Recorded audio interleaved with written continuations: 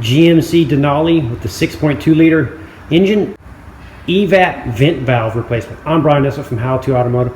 I'm going to walk you through the steps of replacing that. So GM has an updated part for this vehicle, and this is the part number.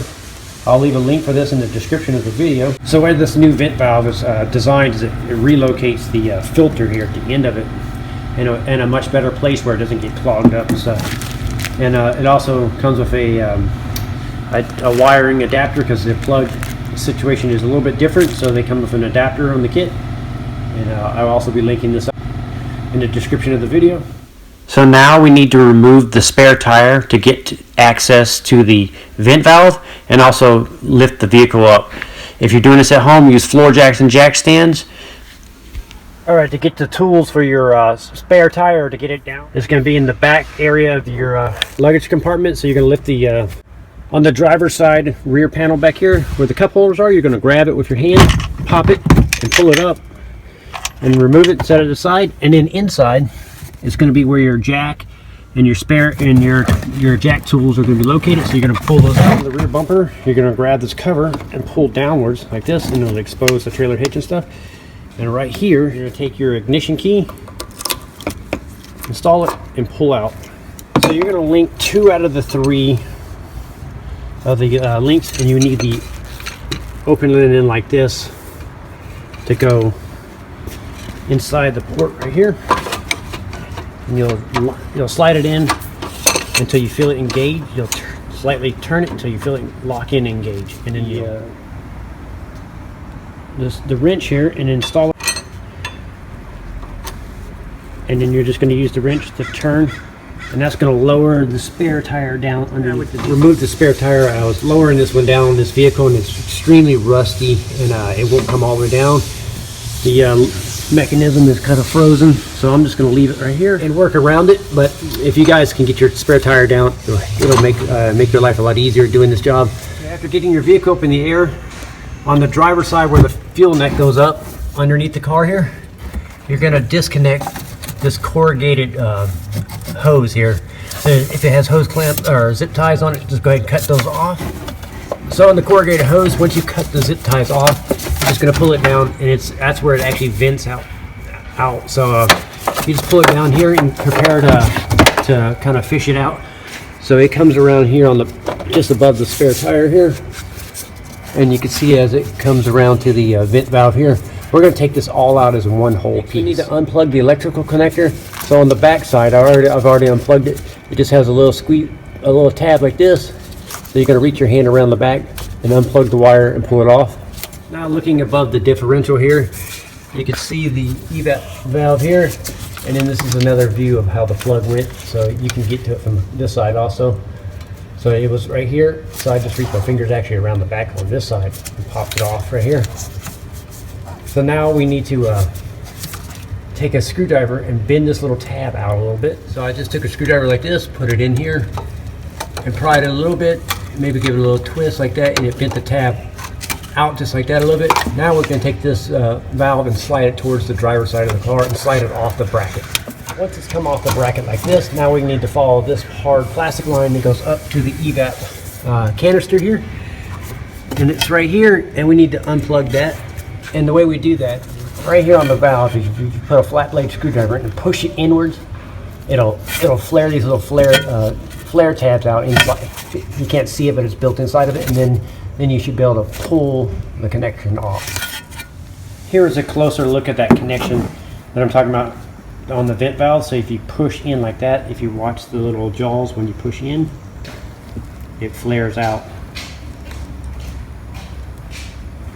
So when you push it in like that, it's going to flare those out, and then you're going to pull it off the Evap canister. Also, if the valve is fighting you and you can't get it off, you could take the 13mm bolts here and here off, and the Evap canister will come down a little bit and maneuver in a better position where you can work on it if you're having trouble with it. The vent line is unplugged. Now what you can do is you pull the canister out, and you just kind of fish the line through like this, and work the old valve out of the car. And make note how the vent line went over the subframe here, the tops. Okay, so when you route it back in, you're going to route it back over. Corrugated hose, you're going to help push it through like this as you rotate the valve out, and you're going to keep note of how it routed through here too. The replacement valve is a little different, and it mounts in a different spot. So I'm going to show you what you need to do to get it to mount. So now what we need to do is we need to remove the old mounting bracket here. And with the spare tire out, it's really easy to reach over, but you're going to reach over the top, and there's going to be a 13 millimeter bolt on top of the subframe and bracket here. So you're just going to reach over the top and remove that bolt right there. And this particular car is an extremely rusty car from back east, so I'm going to use a little penetrating lube. My favorite penetrating oil is PB Blaster by the Blaster Company. So just take a little bit of it and spray it on the I'm just going to use a ratcheting wrench like this and just reach over the top and work it out. So once you get the bolt out, then you can go ahead and just remove the bracket from out of the car. So now that the bracket's out, now we're going to take our new vent valve and the canister, and first thing we're going to do is plug in the plug in the extension. And when you plug it in, you also want to make sure you push this little red tab inwards like that. It's kind of a locking tab. And this is just like a little extension to get it to remount to the old wire. So now that that's able to get your spare tire out, I was unable to because of the mechanism being rusted in. You would just take the vent line like this and go over the top of the subframe right here and route it. And you would route it over the subframe like this, and then over to the Evap canister like that. But since I can't get the spare tire out, I'm going to go, and you may run into this, I'm going to route I'll route it over the differential like this, and kind of on top of the spare tire, and then I'll figure a way to maneuver this hose over the top of the frame and then reconnect it here on the valve. So once you get the valve in there over the frame like this, that bracket that we took off, well, the new bracket's going to mount on top in place of where that bracket went. So it'll hook over the top, and it's kind of a blind feel, so you're going to use your bolt and stick it in the hole of the bracket and feel around until you find the hole in the top of the bracket there, and start it and then tighten it down and basically secure the new vent valve on top of the frame bracket right there above your spare tire like that. Then your hose here will route over the top, and it'll plug back into where the original one plugged in, and you just push it on. And once you line up the tabs like so, you just push it on until you hear it click, and then you'll give it a pull to make sure it doesn't pop back off. Also, as you're lining up this bracket here on top, if you look under the spare tire, you can see the mounting bolts and holes. So there's a little nip on the end that's supposed to stab into this hole first, and then the bolt goes through, so you can look from underneath to see it lining up. So now that I got the bracket re-secured like this, we need to take the corrugated hose and we need to pull it through, and we need to route it up and over and follow the fuel neck all the way up to the gas. Okay, once you get the corrugated hose mounted up here where the fuel neck is and zip tied, and make sure it's routed the same way the old one came out. Next step is to plug in the two connectors, and then it has this little mounting bracket right here, and you can find a spot where you can hook it on and re-secure the wire. Okay, after plugging the electrical connectors in, you can hook this little metal bracket right here over the frame like this, and that'll hold it in place. So after you're done, it'll look like that, re-secured onto the bracket.